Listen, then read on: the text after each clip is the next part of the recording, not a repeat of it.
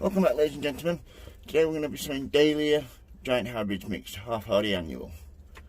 Well, this is really perennial. As long as you fetch them in, save the tubers, you can grow them year after year.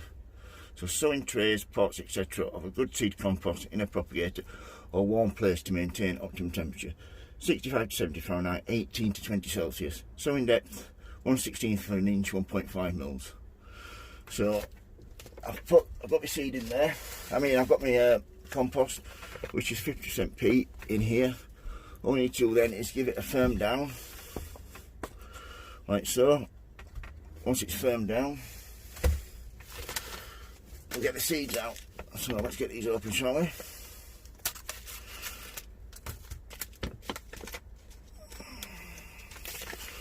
Right, there's 40 seeds here, so let's see what they look like. If you can see them. Sprinkle them on the top, like so. Make sure they're nicely spread out. And with these packets, always make sure you tear them open. You're going to get every seed out of every corner when you're not getting many seeds.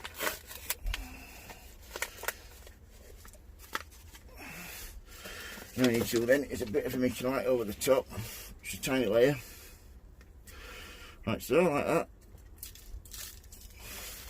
Give them a water. If you've got any questions, don't hesitate to ask.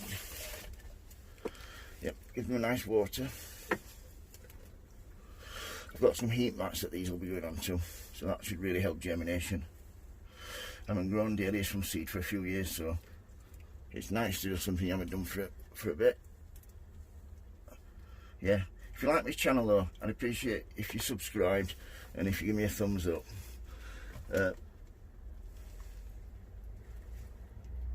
Yeah, this has also got a feed in this compost, which really helps.